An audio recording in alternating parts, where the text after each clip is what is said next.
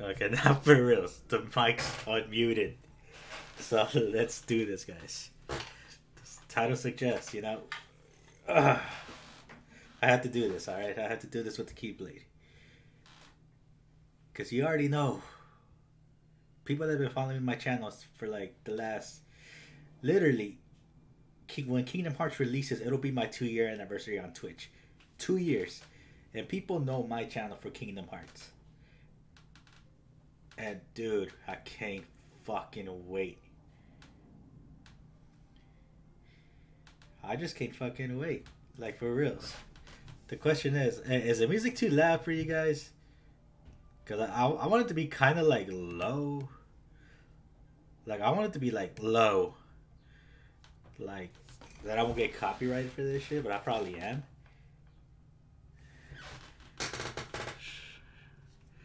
No.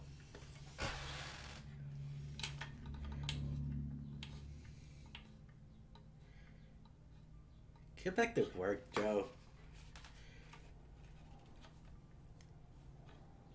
Let me see. The history of Kingdom Hearts from my perspective. Huh. Would have thought I would ever have a Keyblade in my hands.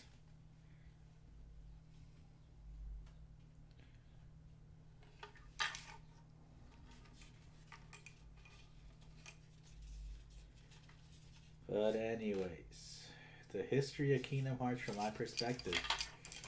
Wow, it really goes back to like the release date of, not the release date actually of Kingdom Hearts 1, but a couple months later, because back in those days, the PS2 era, fantastic times. I was in barely, no, I was in, yeah, I was starting middle school. Well, not really, because that was 2001, my bad. Because back then, in elementary school, I wasn't even into Final Fantasy at that point. It wasn't until I made it to middle school where, I met some friends named Andy and Elias. They were Final Fantasy fans. They introduced me to the series. And that's where my Squaresoft, since it was Squaresoft at the time before Square Enix, at that point, it was back in 2001. Final Fantasy X was about to Final Fantasy X was about to release, right?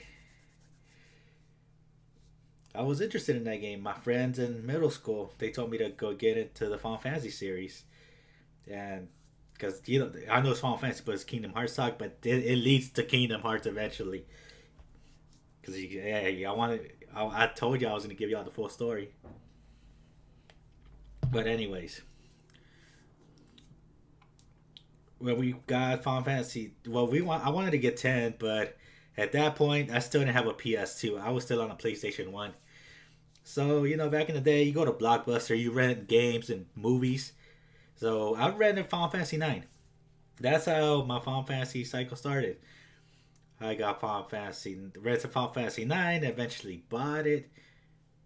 It took me a while to beat it because it was my first RPG that was not Pokemon back then. So, the Final Fantasy cycle started right there with Final Fantasy 9, eventually getting a PS2 for Christmas. And for Christmas, I think that year I got, correct me if my brother would know, I think we got Metal Gear Solid 2, and eventually we got Final Fantasy 10. Because I was into Metal Gear and and barely get into Final Fantasy. But in those times, I got Final Fantasy 7 beat it, Final Fantasy 8 beat it, Final Fantasy 9 was my first one that I beat. Then I beat 10, and then that's 4 Final Fantasies under my belt in like the last 2 years.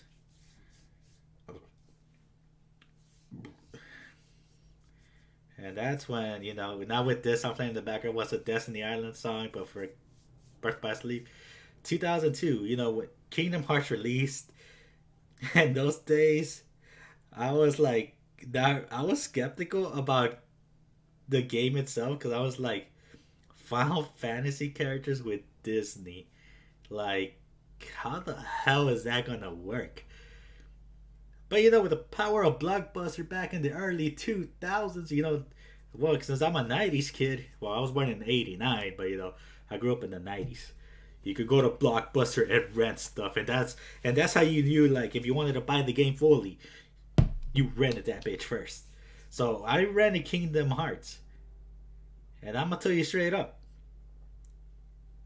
it was one of those games that you get hooked on. Like, you get hooked on, like, I don't know, it had like some magic. Like, who would have, like,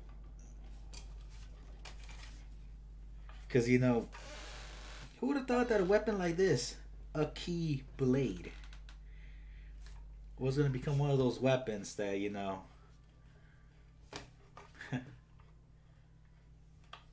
one of those weapons. Unique. It's like very Disney-ish. It's still a weapon, but it's a sword, kind of.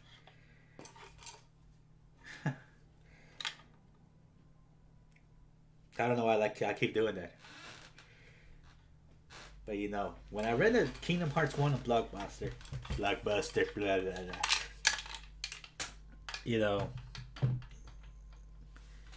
I played it, did the beginning. I was going like, okay, you start off in Destiny Island, that story, right? I was like, okay, this kid's pretty cool. Color scheme like Mickey Mouse and shit with the big yellow shoes and shit. But I kept playing the game until they got to the Disney part. I was like, okay, here comes the Disney stuff. When Donald Duck goes to find King Mickey and he's gone, and then like they had to go search for the damn, like they got to search for a key because back then I thought there was one keyblade because because they made the key seem like the only key ever to exist. And once you get to like like the juicy stuff, like you get introduced to the Heartless. It's pretty like the beginning of the game where you get that tutorial on the stained glass Windows platform. That was like unique for its time. And Jesus, it's just like one of those games. Like that was 17 years ago, about to be 17. Because I don't know when Kingdom Hearts 2 exactly came out. I would say like the end of the year 2002. That would put me at 13. I was 13 years old when this game came out. And playing this game, it really changed me as a gamer because I'm just like mixing Final Fantasy and Disney. It was one of those ideas. You like, was it really gonna work? And it actually did. And then like back then in 2002, who would have thought that this Final Fantasy slash Disney game was gonna have sequels? You know? How's this relaxing music? This is like sad music. But back then, teenage me, I was like, I be like, I went through the whole story of Kingdom Hearts, went through all the Disney worlds, the story, the whole light and dark, and the Keyblade is a weapon of light. And I don't think there were mentions of like Keyblades of Dark at that point. And Kingdom Hearts was like the door to open the door to all worlds and shit. 13-year-old me was like, oh, this is pretty cool. Like when you think about it now, it's like the heart of all worlds, the door to all worlds, blah blah blah. Hey Archer. Archer. Yeah, back then, I played games because that was a way to like ignore the fact that I had to go to school, homework, blah blah blah. And Jesus, I'm just blabbing and blabbing and blabbing. What Archer? But Kingdom Hearts is one of those series. Like my perspective, my history, my memories of it. There's so many because you're talking about. I'm 29 years old right now. I played this series first when I was 13. 13. 29. That's about 16 and a half years. Like more than half my life at this point. This is not relaxing music. This is sad. The hell? Man, the title's misleading, man. We're talking about 16 and a half years since the first release of the first Kingdom Hearts. 29, that's more than half my life at this point. More than half my life. Jesus. It didn't even hit me until I put the math together. More than half my life. I've been playing a series that the story arc hasn't ended. Man. 29, 16 of them, 16 and a half have been Kingdom Hearts with a story arc that hasn't finished until this game that'll release on November. I mean, November, what the fuck? January 29th.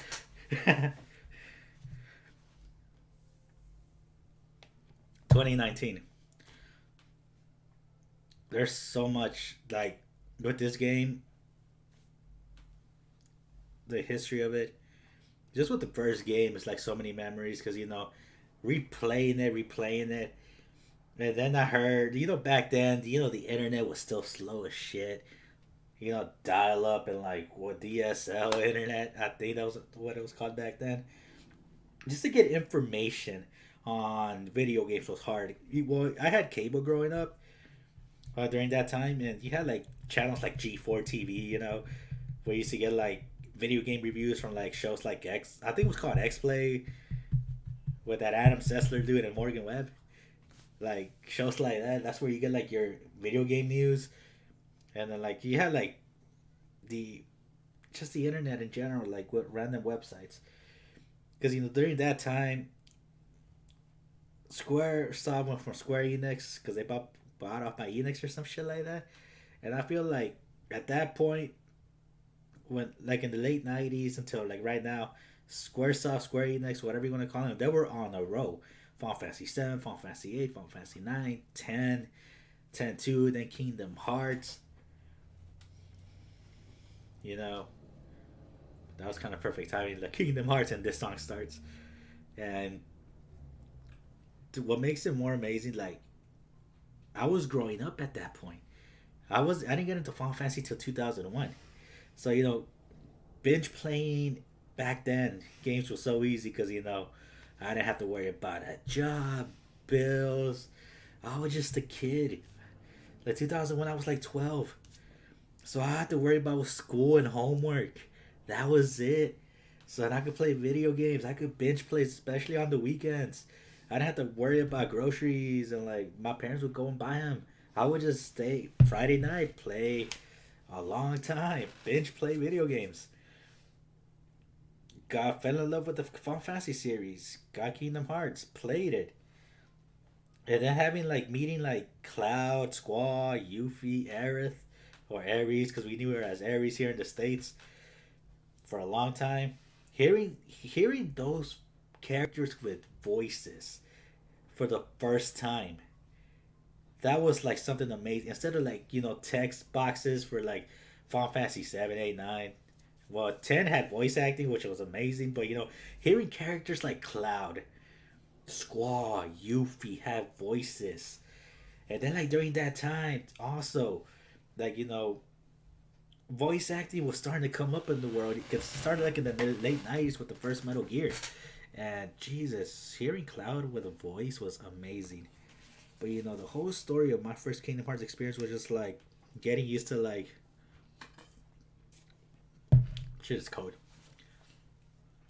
The story of my Kingdom Hearts story just keeps going through like middle school and going into high school because whenever Chain of Memories came out on the Game Boy Advance, I think my friend let me borrow it because he said he did not like the battle system. And I'm just like, fuck it, let me borrow Chain of Memories. I have a Game Boy Advance. And I played it. Oh, Lord, here we go. Like, people that know me, they know that I hit Chain of Memories. Oh, my God, dude. Chain of Memories is one of those games that The battle system was. I hated the cards. I know some people love that game. I am one of those people that hate Chain of Memories. Lord have mercy on that game. I wish it wasn't canon to the story, but every Kingdom Hearts is canon. Like that game, I'm gonna keep it short and sweet. Thank you, YouTube. Whenever like the Rechain of Memories on PS2 came out, and I was like playing the Kingdom Hearts series on my Twitch channel. When I got through with one, played it. Oh, Chain of Memories. I am gonna movie it so I could just go on to the next game because I did not want to play with cards because this wasn't Yu-Gi-Oh, bitch, or Pokemon. Because back then Yu-Gi-Oh was the shit. Maybe that's why they did Chain of Memories like that. Maybe that's why, because Pokemon cards and Yu-Gi-Oh cards were like the shit. Yeah, story elements, whatever. Chain of Memories. We meet Nominate. We meet the organization. There's some bullshit going on. You meet Nominate, which is like the nobody of Kyrie. And blah, blah, blah. Shit happens. Riku and Mickey escape the realm of darkness somehow. Apparently, they know how to escape the realm of darkness. But Aqua doesn't. But we'll get that. We'll get to Aqua later on. But they escape. Mickey and Riku meet this. Riku is still fighting this darkness, and that's how like Riku lets go of his darkness for now, and that's how he'll be able to he walks the road to dawn, and that's why his Keyblade is called the Road to Dawn. I think that's what it's called. But anyways, Sora fights the organization and Classical Oblivion. Destroy some of the organization members. Marluxia, final battle. Nominates like she's Kyrie's nobody.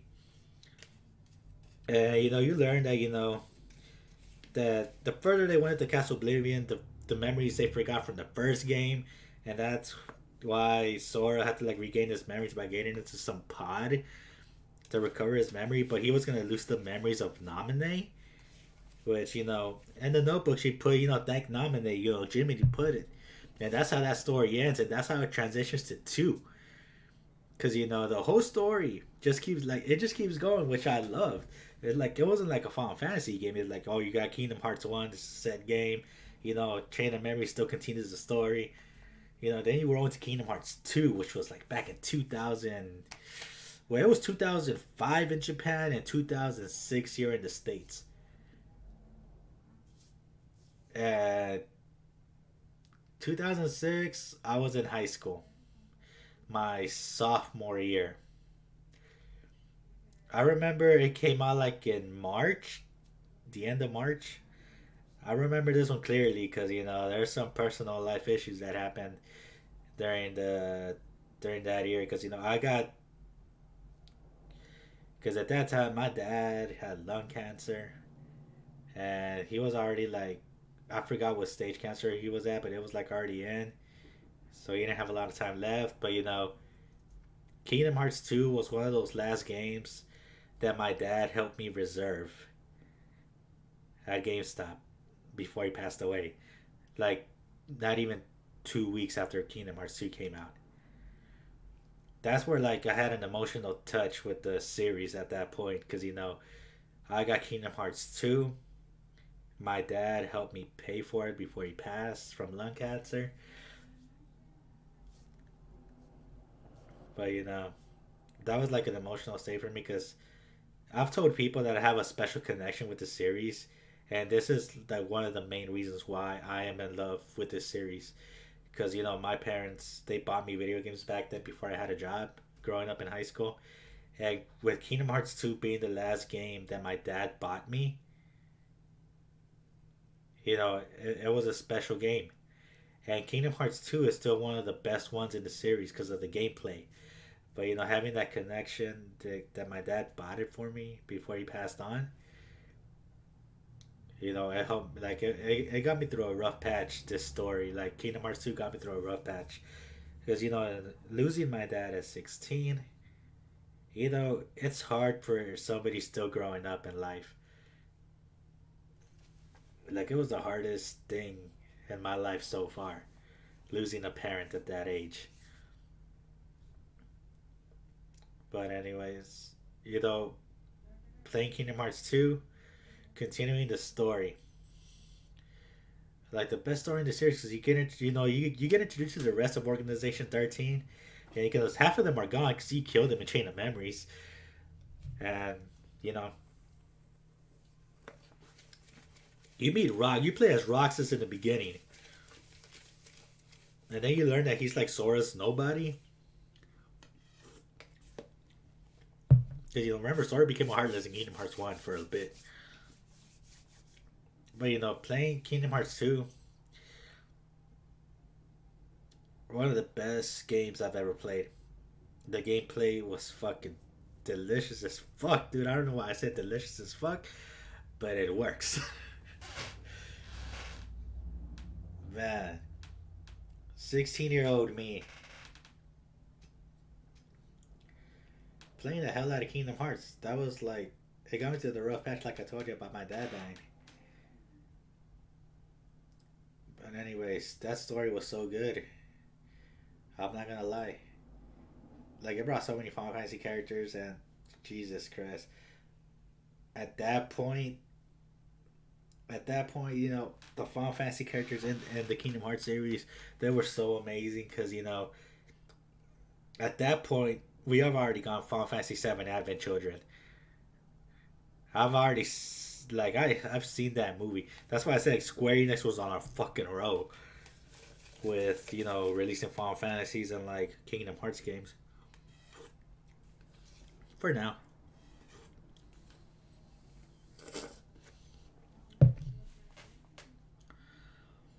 I remember in high school there were like a few people that played Kingdom Hearts. We became friends because of Kingdom Hearts 2. The friends that got me into Final Fantasy, we were in high school together for the first 2 years, I believe, or did they leave junior year? I don't remember, but they were in high school with me for like the first 2 years before they transferred to another school.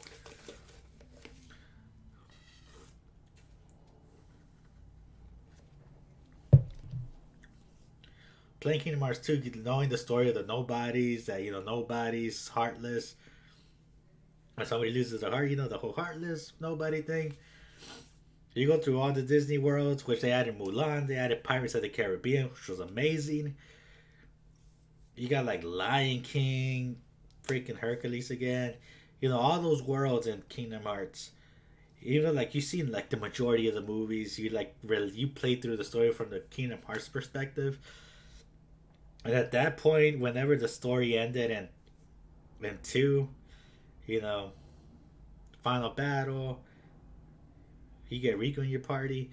We learned that Kairi can wield the Keyblade. Well, Riku gives her the Keyblade, but oh shit, she's using the Keyblade. But oh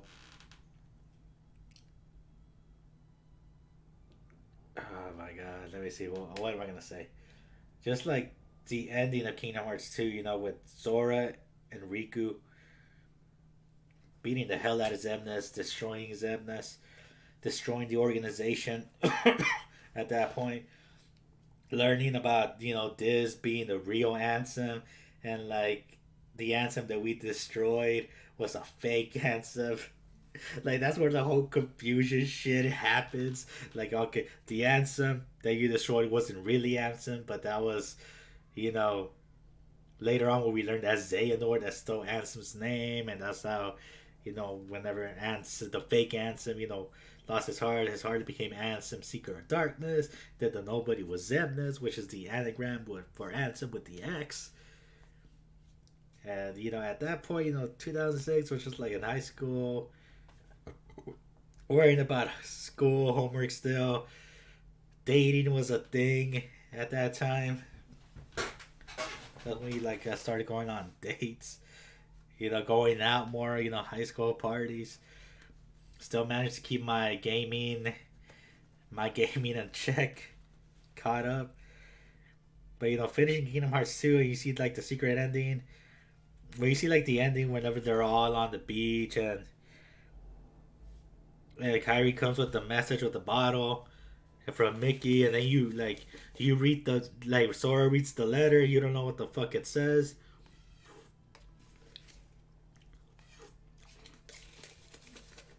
Which back then, when you see that, it's like, oh my god, we're gonna get Kingdom Hearts 3.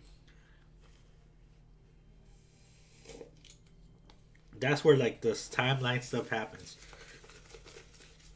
That's where like Kingdom Hearts 3 takes a long time to come out.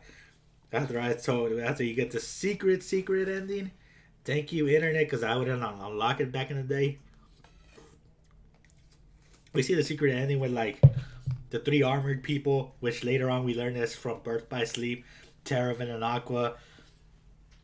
And then you see like a bunch of Keyblades, like a graveyard. Then you see Master Xehanort for the first time. And then you see Vanitas for the first time. And you're just like, oh shit, what the fuck is this? Like back then, you really thought that that was like Sora, Rico, and Kyrie in fucking armor. That's what I thought back then, because I was 16. I was dumb. But anyways, when you saw that secret ending, I was just like, oh shit, Kingdom Hearts 3 is gonna be fucking amazing. And then with like with the power of E3 and like the internet, like IGN, like all these video game outlets starting to come out on the internet. When growing up, finishing high school, not knowing any news of like another Kingdom Hearts title for a while. Maybe there was, but I probably didn't know about it at the time. Because when I graduated high school, I was playing Final Fantasy VII Crisis Core, which was the Final Fantasy VII prequel with Zack's story. So that kept me entertained. Because at that point I was like steep. Think about it. I didn't get into Final Fantasy till 2001. It's 2008, the year I graduated high school, and being 18, being 7 years deep into the fandom of Final Fantasy games and Kingdom Hearts, and my love for gaming was like still going strong. Other playing other games also. I just don't play Final Fantasy and Kingdom Hearts. I play Resident Evil. I play Devil May Cry. I play Dragon Ball Z games. Yeah, I love soccer. I'm Mexican, of course. I love soccer, so I play FIFA. I play like other titles that like pique my interest, like God of War.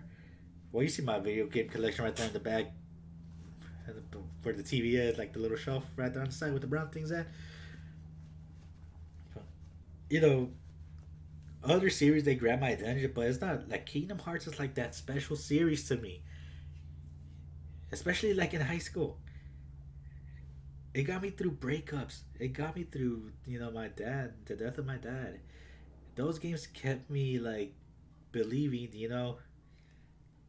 that the whole heart thing, our friends are my power. That you're never alone. There's always a light at the end of the tunnel. Like there's always that light that will keep your heart strong. Kingdom Hearts logic like that. Lines like that is what kept me going through the hardships of my life growing up. And getting into college, that's when I learned that they were gonna release Kingdom Hearts 358 over 2 days on the DS. But with college, books, tuition, a lot of goddamn money. Money, like how the way Arthur Morgan says it. Jesus. But anyways, I did not have I had a PSP. That's all I had, and the PS2. But at that time, I transitioned to a PlayStation 2 to a PlayStation 3. 358 over 2 days. That was one of those games that I would not even watch until the HD collection came out. And hey, what's up, Kuiper? How you doing? Welcome to the history of Seijexs on Kingdom Hearts. Right now we're on 358 over 2 days, which like I was saying, that game was one of those games I had to put on pause because I did not have a Nintendo DS back in the day. Because I was like barely getting to college. Tuition, books, a lot of fucking money. Because college is fucking expensive as shit. I put 358 on a back burner for a long time. Then when Birth by Sleep came out, which was the one with the three armored people, which I was like, oh shit, this is backstory, because 358 over 2 days.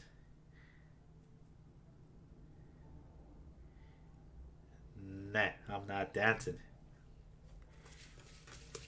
It's the history of Kingdom Hearts no dancing. Birth by Sleep came out. I was in college. Think about 2010. Yeah, dude, I barely. I think it came out 2010. I believe so. That would put me at around 21, which puts me at the legal drinking age here in the States. So obviously in college and drinking, I would play Kingdom Hearts on my time off of school during college, between classes. And it's funny that this song pops up when I start talking about Birth by Sleep. Damn, this song. This is not a relaxing song. This is a sad song. God damn, that Van and Axel scene. The fucking feels. But anyways, 2010, where birth with like, I'm gonna tell you straight up, my Kingdom Hearts mojo, my love for the series, it was still going strong, but it was starting to decline because I was already in my early 21. So think about it. I was 12 when the first one came out. You're talking about almost a decade, and we're getting Birth by Sleep. I'm gonna tell you straight up. I played 2 out of the 3 stories. I beat the Terra part and I beat the Van one. I started the Aqua story and never finished it because college happened.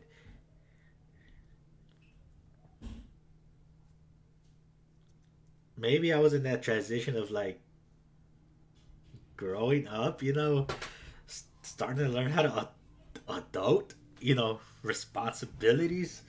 Because at that time I had a part time job. I was working. I had a job at GameStop for a while. That was my first job. I could have just like saved up for a DS when I worked at GameStop. Use that employee discount, but I was dumb. I was just, looking for like working and going to school, so my gaming life was like cut really short. But Birth by Sleep, it was that story where you get so much backstory that stuff from the first 2 games kind of made sense, but then it just raised more questions like every goddamn Kingdom Hearts game.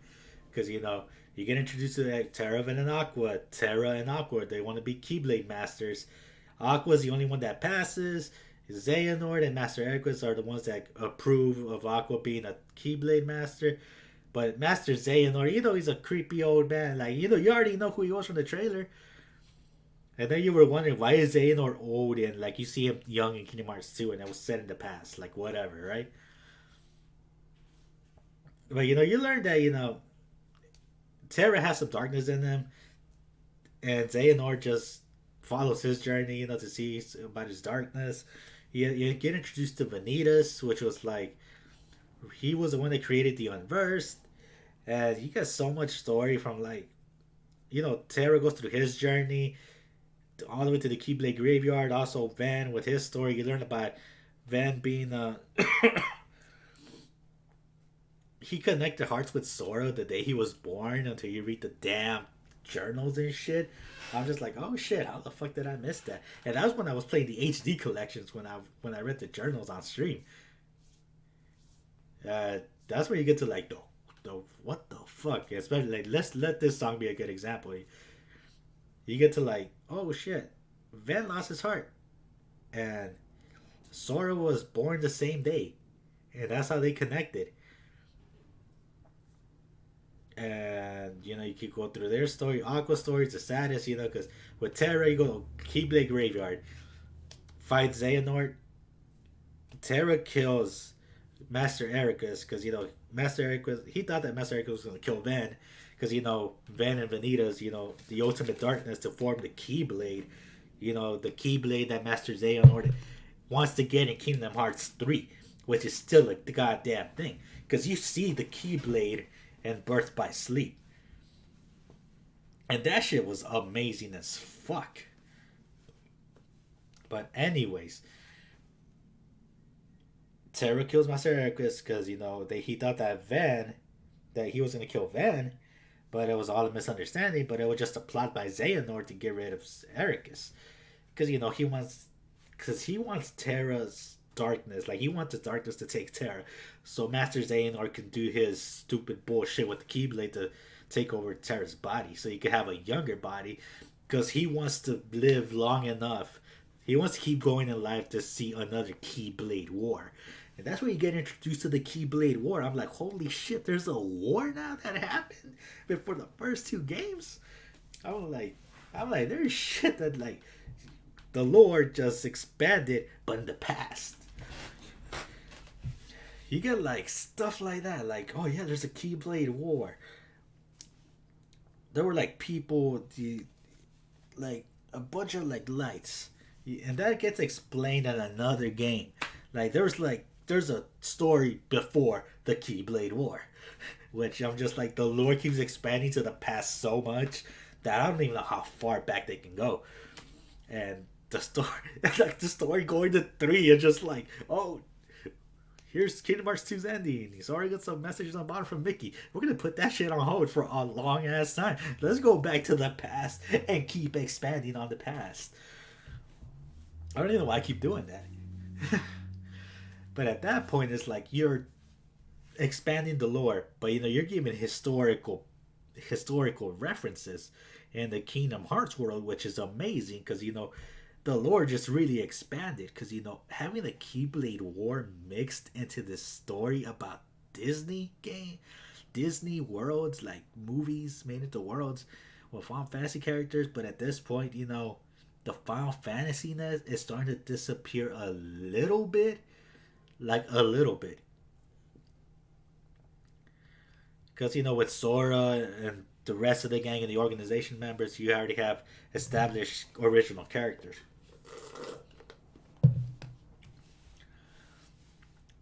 But anyways, Birth by Sleep.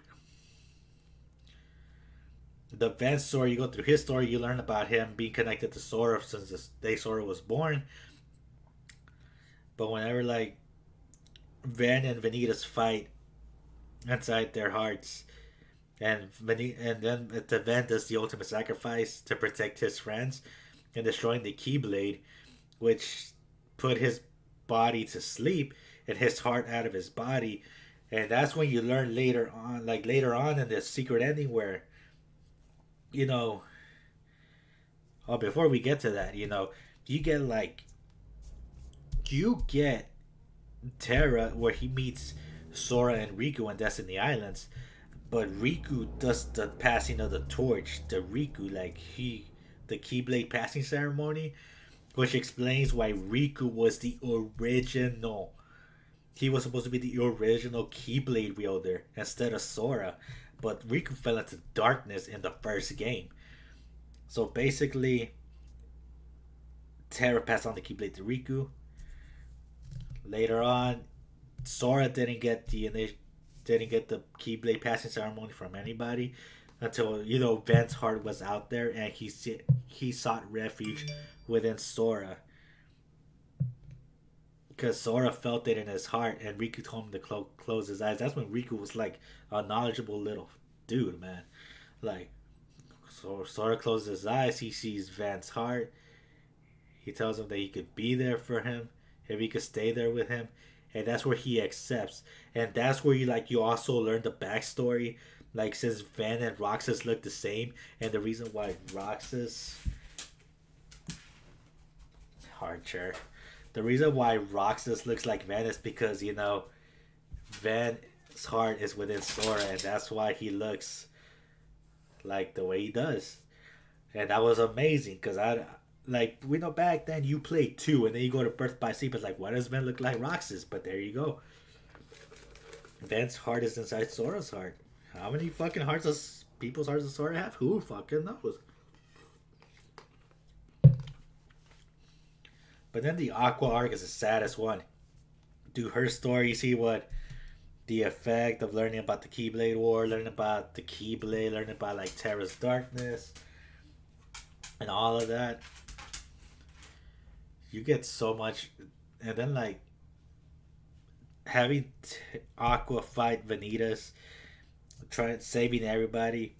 She seals Van and the land of departure, which ends up being Castle Oblivion, and that's where Van's body is sleeping till this game coming up in Kingdom Hearts 3. Boy, there's gonna be so much shit going on with the trailers. There's gonna be so much they gotta slam into this game, and I can't fucking wait. Aqua seals Van in the land of departure, becomes Castle Oblivion, and the only one that can figure out how to get to that room is Aqua herself, which makes sense, and that's why they couldn't like nobody could figure out the maze and puzzles of Castle Oblivion because Aqua's the only one that can do it. Which that brings back Chain of Memories, which is like, oh shit, they actually made the importance of Chain of Memories, which was amazing. And then with Aqua saving Ben, she goes and tries to save Terra, but Terra falls into the realm of darkness. Aqua follows. She sacrifices herself. She just puts like, she puts like she sacrifices herself just to save Terra, which was Xehanort at this point. And Aqua gets stuck in the realm of darkness. Till this day. When you get the ending where like you get like the young Xehanort, you get the secret ending, Terra's still trying to fight. Terra's, heart is inside his armor and Xehanort has his body. But in the secret ending, you see like a inner struggle between Terra and Xehanort. But eventually Xehanort wins because you haven't heard from Terra and since that game. At that time, but like me beating Birth by Sleep, I wasn't until the HD collection because back then I was in college and I gotta have a lot of time for gaming at those times. Thank you, HD Collections. Jesus, PS3 and PS4. But seeing like the lore expand, especially like with the next game that I would say I would talk into, like was 358 over 2 days. I didn't play the game. I'm gonna admit it. I didn't have a DS growing up. I didn't have like money to spend like on systems. But anyways, where am I going with this? But I didn't get to play 358 over 2 days until the HD collection was just a movie, which was, hey, it was good. What song is this one?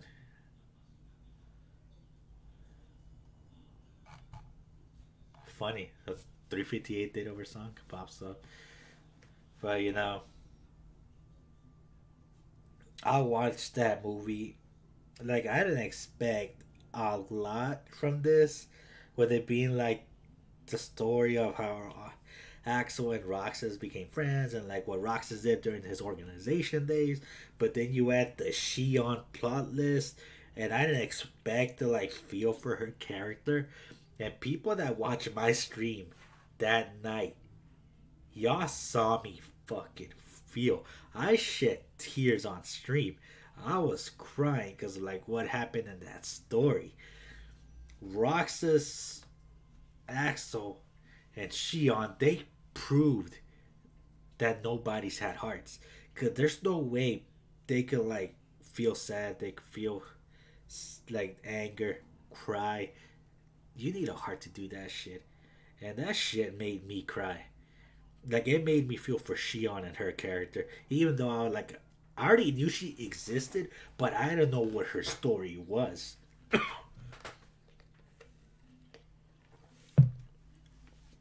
And that's like one of those games like, oh my god. This is like there's some heartbreaking shit.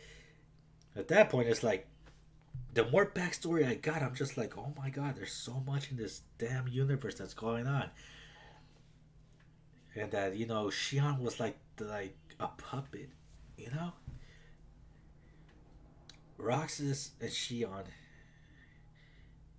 they all reside in Zora's heart to this day, before Kingdom Hearts 3 releases. And Axel, getting the Axel backstory and Birth by Sleep on how he wanted to become a guard of the, for Ansem the Wise.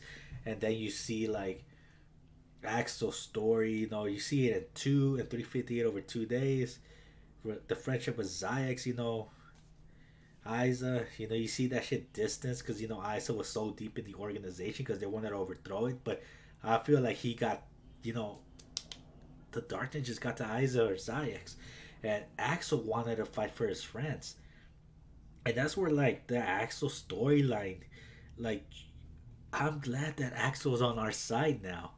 It's like one of those characters that you love, you can't hate on him. Like I'm gonna give y'all like an example on how I see Axel as a character related to the Walking Dead TV show. Everybody has that one character in a TV show that they love that they don't want them to go anywhere. Axel is like the Daryl Dixon, but of Kingdom Hearts. The fandom is keeping Axel alive or in the story still. That's my take on it. I don't know what y'all think about that. Axel is that one character like, yeah, y'all better not, if Axel dies, we riot type deal. But anyways,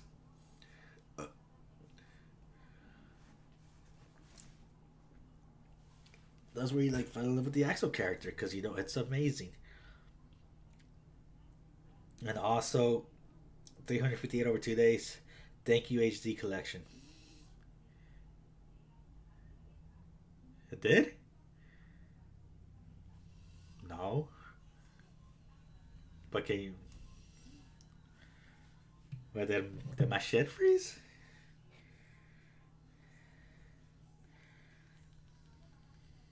Like what froze? Did my screen freeze?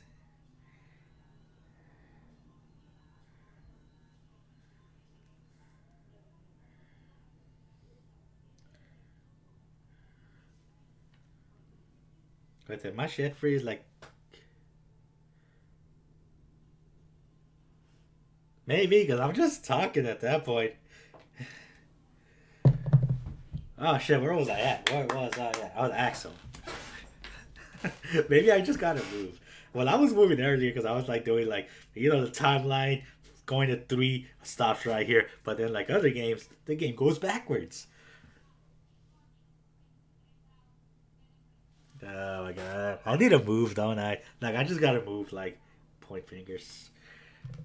Drink some of this slushy.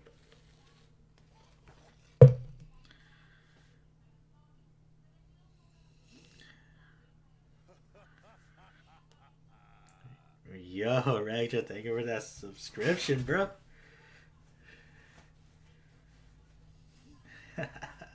You're the first subscriber on my channel too, man. Yo, Regjax, he's on the chat right now. He found my channel because of Kingdom Hearts.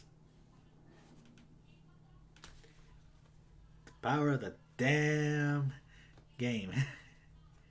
And Rex just knows, like, the story, like, my hype and wait for Kingdom Hearts 3. And, like, it's so goddamn close. It's so goddamn close at this point. So goddamn close. It was Final Fantasy X, but eventually you found out my love for Kingdom Hearts also. But you could tell my ass is ready for Kingdom Hearts 3.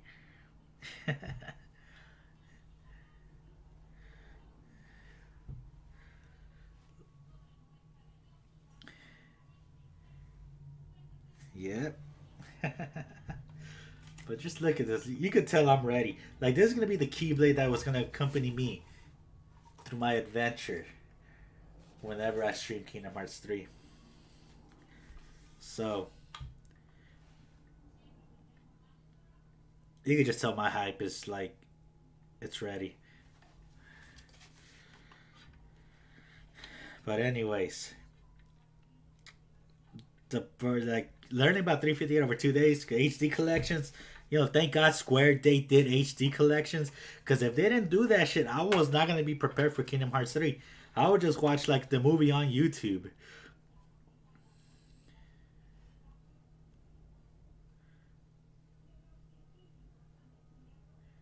Hey, you can't see nothing? Can you like see me on camera and everything?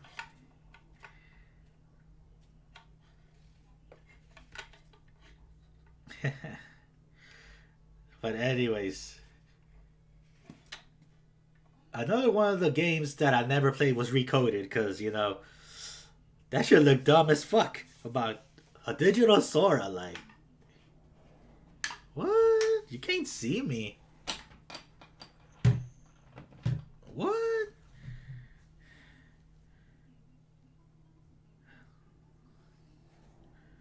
Really? I froze? Hmm. I haven't lost internet connection. Hmm. Wait, did I freeze? Like for reals?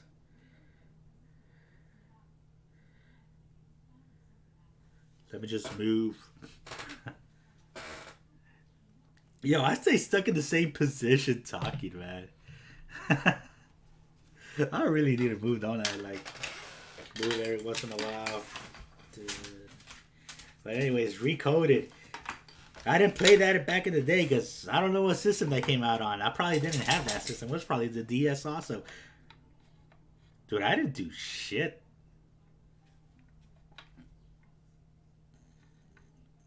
But anyways, Recoded. I still don't get that fucking game. I watched the movie that came with the HD collection. I was just like, okay, there's a Data Riku now, which is in 3. In Kingdom Hearts 3, I was just like, how many goddamn like recapping like the first two games they gotta do? Like, oh, we gotta find out what's inside the journal. Like they scan the journal and then there's a digital Sora and there's a digital Riku. You go through the fucking two games. You go through the first two games of whatever plot they have for the digital Kingdom Hearts world in the journal, because they got to figure out the message for Namine. I'm just like, what? Like at that point, that takes place after 2, which is like Kingdom Hearts 2 point, give or take, what a Kingdom Hearts 2.3, 2.2, 2.3. Let's just go with 2.3, whatever. Recoded is like, you would consider that shit to be like 2.3. Because they do the fucking games. You got the remixes. Oh, the HD collection 1.5 and 2.5. Then you have Kingdom Hearts 2.8 with the Aqua. Let's just call fucking Recoded 2.3 since we're doing the points. Oh yeah, there's NXT tonight. Yeah, the reason I'm doing my stream early because I got plans later on, and I promised people on Twitter I was gonna do my history of Kingdom Hearts. Archer, why are you smelling my Keyblade? But Recoded 2.3. I'm just gonna call it 2.3. You get like, you know, Digital Sora learns about Namine and like what she did to help out the real Sora and shit, and then. Yeah, I know you wanted for that one, bro. Archer, what are you doing? You learn about the journal, Namine. It's Digital Sora learns about everything. And then, like, the guardian of the journal was Riku. I'm just like, okay, Digital Riku. And now he's in Kingdom Hearts 3, like I said earlier. So just like, blah, blah, blah. And then, the end of that game, Mickey writes the letter that Sora gets at the end of 2. So I'm just like, oh shit, this is gonna lead to 3. That's gonna lead to fucking Kingdom Hearts 3. But no, but wait, there's more. 2012. The Nintendo 3DS is a fucking thing. I'm in college still. I'm still in college. Think about it. I was in middle school when I played the first Kingdom Hearts, and I am in college in 2012. That's when you hear about another Kingdom Hearts game that's gonna come out, and I'm just like, okay, this ain't 3 because it's on the Nintendo 3DS, so it ain't gonna be Kingdom Hearts 3. But we get Kingdom Hearts 3D, which the 3 and the D stand for like Dream Drop Distance, 3Ds. And I'm just like, oh my god, that's like the closest thing you have to a Kingdom Hearts 3 title with like 3D in the title. And then with me growing up watching wrestling, like when I heard the title was called 3D, I was like, I thought of the Dudley Boys. Any WWF, WWE fans, y'all got the reference. But I didn't play that game either, because I was in college and books, how much classes cost, all that shit. So it was one of those games I missed out on until it wasn't to the HD until they came out with Fragmentary Passage for Aqua 2.8 back in 20 oh shit 17. It's been about 2 years since that came out, hasn't it? Yeah, it was. Because I was barely starting my Twitch channel at that point. So, Dream Drop Distance, I didn't play it until 2017 with the 2.8 came out with back cover. Once I played that game, a lot of shit was just like that game was like the biggest like what the fuck. Just throw a lot of shit at me, like a lot of plot points and all that. Just throw a lot of plot points. You involve time travel and shit. Oh, there's a young Xehanort and you had like he went back in time and the fucking brown dude, the fucking brown paper sack guy. You know, this world has been connected. That ended up being like Xehanort's heart in a fucking robe, and like that's where like the young one was. I set him on this mission to like do whatever, because you know Sora and Riku at this point they're blah, blah, blah, blah. Wow, I've been talking too long.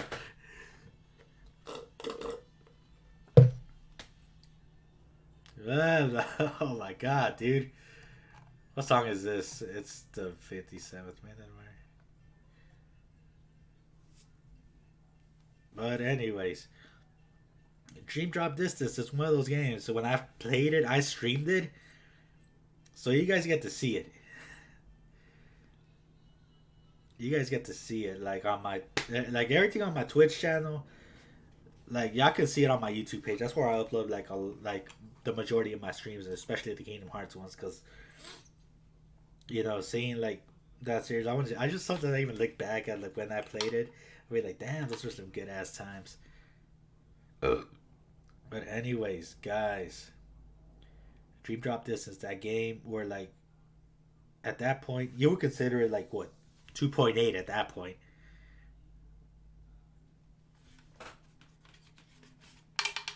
I'm gonna put my heart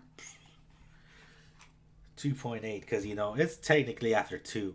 It's not really Kingdom Hearts 3, but it's getting there. But that story, like you get to play as Riku, Sora, and Riku. They go into the dream worlds to wake the sleeping worlds, which serves part of their test for the Mark of Mastery exam to become Keyblade Masters. Sora and Riku, they do their thing. Everything's going well, but you have the organization trying to fuck things up again. And then you learn later on that, you know, they're trying to bring back that Xehanort is coming back because since we defeated his Heartless and his Nobody, the original one comes back. And that's where you learn that the Organization 13 members that were destroyed, since we destroyed their Nobodies, their full, like the original person comes back. And that's how Axel came back as Lee. You got, you know, other organization members that woke up that you get to see in the third game. We don't know, like we already know Zexian's one of them. Maybe Zaldin and that other so big ass sword dude will probably be guards in the third game. Who knows? But you know, they just say the majority of them are like back to the original bodies, their original selves. But Xehanort is forming the new Organization 13, the real one. Because, you know, the Xemnas one was like, they failed. So now he's doing the real Organization 13. And that's where, like, it leads up to the story going on to 3. Because, you know, Xehanort's trying to find his 13 darknesses. And with Sora and the other Keyblade wielders are the Warriors of Light. And, you know, obviously with the rules of the Keyblade, the one from Birth by Sleep, you need 13 darknesses and 7 of light, which will form to make the Keyblade. With And then with Vanitas, well, Dream Drop Distance first. You know, you have like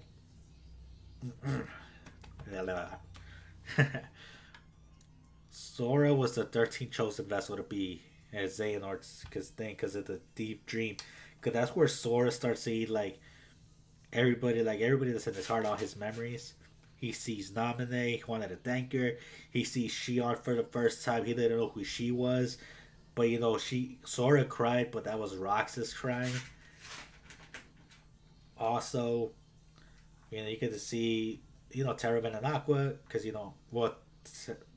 Terra and Aqua because Vance hearts inside Sora, so Sora seeing like everything coming to like light. That oh my god, like you got so much like backstory, like everything got revealed in front of Sora, and that's amazing because it really sets up his character arc for the third game. Because at that point, Roxas at the point Sora wants to make Roxas a real person, and that's like I was just like yes when I was streaming that shit. I was like yes, we're gonna get these four. We're gonna make them real. We're getting Roxas back. We're getting Shion back. We're getting Nominate back with this key. One more adventure, guys. Because the end of Kingdom Hearts Dream Drop Distance, Axel saved the day, saving Sora from becoming the 13th vessel for Xehanort. Riku fights the young Xehanort and reveals some of the organization new members. You see Xehanort, obviously. Then you have Ansem, Seeker of Darkness, Xemnas. You got Breg, aka Zigbar. And then you see Aiza, which was like four that were revealed at that time. And the fifth vessel, that was going to be Sora, so that was still unknown at this point.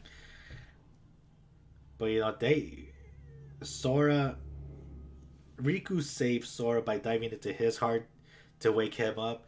And he saw answered questions from Roxas, Van, and Shion. And then you're talking about like when I'm playing these games, I'm already in my 20s. Because, HD collections. 2017, so that would put me, I was 27. And I started the series at 13. HD collections, thank you for dropping off Dream Drop Distance on the PS4.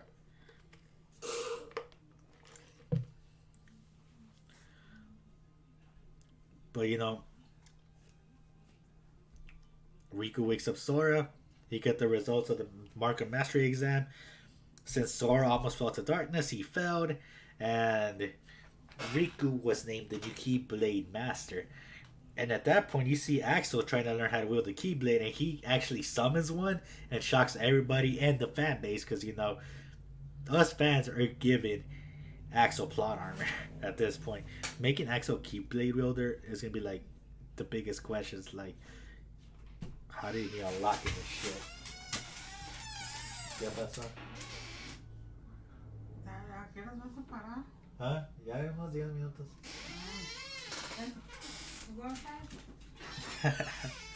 My mom came to get Archer. But anyways, guys, we move on to Fragmentary Passage with Aqua. That story arc was like a little demo on how to like play some of the mechanics that they're going to put to 3, but you get some story out of it because you play as Aqua, you get to see what she's been doing in the Realm of Darkness, and it takes place before the secret ending of Birth by Sleep. So this is basically still in the past, but Mickey was in the Realm of. It explains what happened at the end of KH1. Aqua was there to help out Mickey get the other Keyblade. Kingdom Key D with the Darkness Keyblade, from Destiny Island. And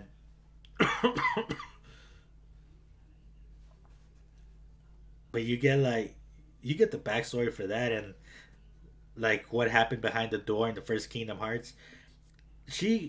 Aqua had the door to get out, but she sacrificed herself again to help out Riku.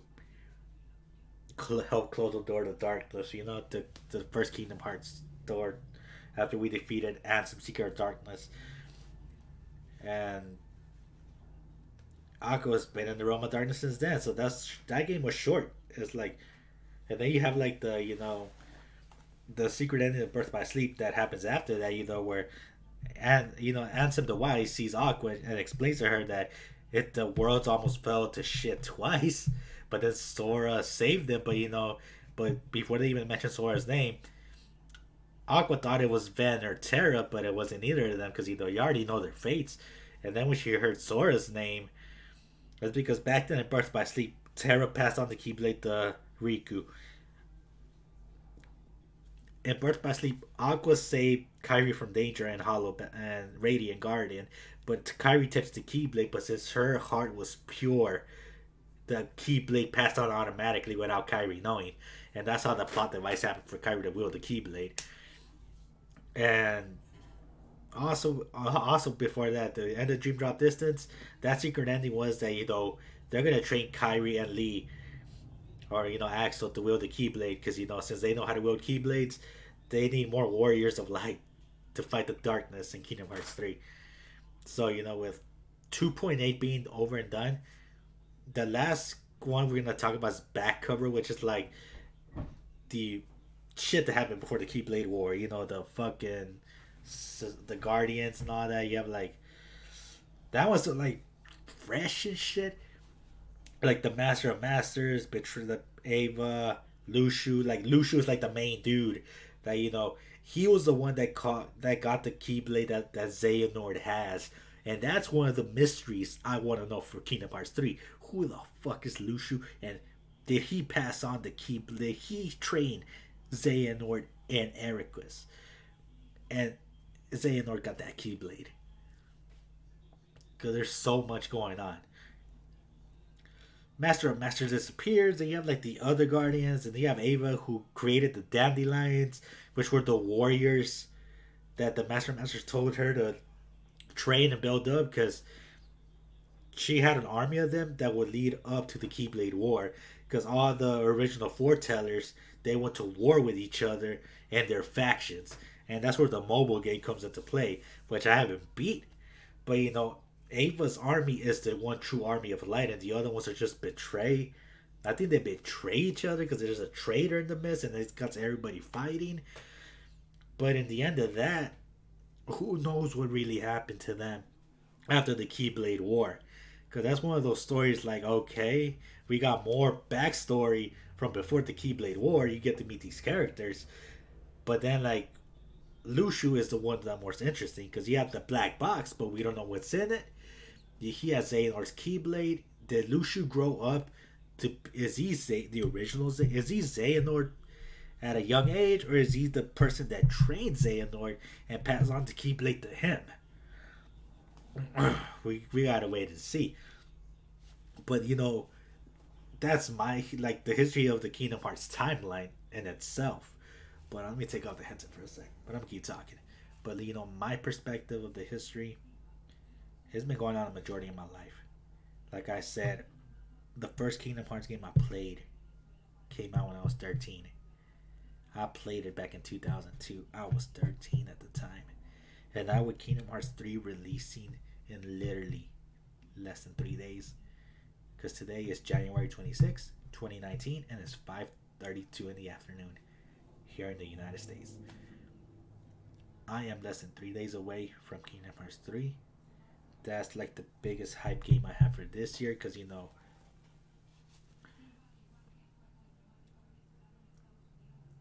man, I can't believe it's like literally almost in my hands. Like starting the series at 13 and finally finishing off the Secret of Darkness arc starting Tuesday. 13 years old when the first one came out, and Kingdom Hearts 3 is going to come out this coming Tuesday. 29, 16 and a half years later. When I played the first Kingdom Hearts, 16 and a half years later from playing the first Kingdom Hearts, I'm finally going to get my hands on Kingdom Hearts 3. That's more than a little bit more than half my life at this point. So, the goddamn hype is real. The goddamn hype is real, guys. I almost dropped the damn slushy.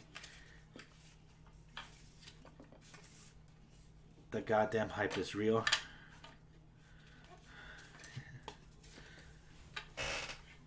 The goddamn hype is real, guys. I am so fucking ready to play this game. Like I told you, I have so many memories with this series. I grew up with this series, and finally to get the third game and finish off this arc. Hopefully, all these years of waiting, I hope the game does not disappoint. Because at this point, there's so much theories and like what if scenarios I made up in my head of what I want to happen in three, and I really hope that the stuff I came up with growing up, like, oh, this is what's gonna happen in three, and if it doesn't happen, I don't want that to like destroy my experience. Like, I'm gonna love what they give me anyways, but I hope it's like give me a lot of give me a lot of fucking story, give me a lot of feel moments, give me the reunions that I want to see again. I want to see Axel reunite with Shion and Roxas. Well, that's one of the main things. Have Aqua get out of the realm of darkness, reunite with Save Terra, get Ven back, put his heart back in Ven, have the original Birth by Sleep trio, the Wayfinder trio, reunite again.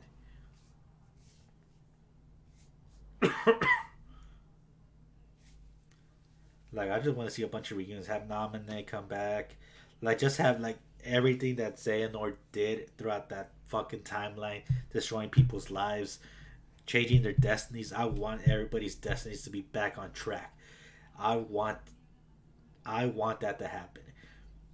I want Sora to do, because everybody else says Sora's name at the end of Birth by Sleep, and we are going to go into this third game.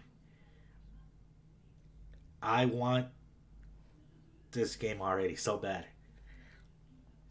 I'm ready to keep going to on this new adventure, and hopefully the people that are watching this, that were watching the stream on the stream earlier, the people that will be watching this on YouTube, if I don't get copyrighted for any of the music I use in the background, I hope the people that join me on this journey on Kingdom Hearts 3, you guys will support me, and I'm gonna say, tell you people straight, so you guys straight up, I don't want any spoilers in the comments. That's one of the things. That's gonna be the major rule. Don't don't spoil anything for me, please. The leaks have already done their shit. I've seen that shit on recommended on YouTube. I've ignored the shit out of it. I wanna feel the shock. I want you guys to feel the feels that I did in 358 over 2 days when I felt that fucking movie on my channel. Like, I want my feels, my reactions to be like fresh. Like, I want to say what the fuck, tear up, all that. That's one of the things I'm waiting for this game. Is like the goddamn feel moments and the story and the whatever's gonna happen. And I want, I want this journey to keep going. Ladies and gentlemen, we are a couple days away from Kingdom Hearts 3, and hopefully you guys join me on this adventure. And the people that tune in and out of my stream is awesome. But I can't believe I'm saying we're gonna fucking play Kingdom Hearts 3 already. Jesus Christ, that's how what's gonna happen.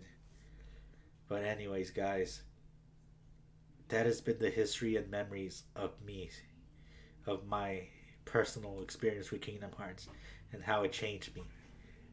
God, these the headphones get annoying after a while. But anyways, guys, the people that tuned in, you guys are amazing. And for the people that were in and out hearing my story, I'm glad you guys were here to see it. And if I didn't get muted for any audio in the background, I will upload this to YouTube. But for the people that came in, you guys are amazing as always. And you already know, for the people that have been watching my Red Dead stream, that's going to be put on hold for a good while.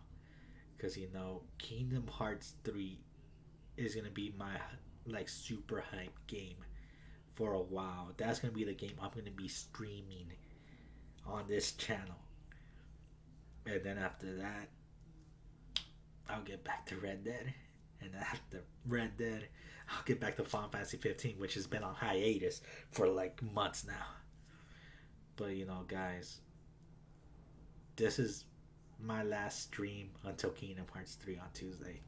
Well, it depends on my work schedule also, because I might not even stream the game till Friday. Who knows? But guys, Kingdom Hearts 3 is right around the corner, and I like to say a saying from Kingdom Hearts: "May your heart be your guiding key." And I'll be seeing you guys on the next stream, guys. You guys are amazing, and thank you for all the love that y'all been showing my channel for almost 2 years now. And let's keep going for more fun memories and great friendships. Like I said, may your heart be your guiding key. Later, guys.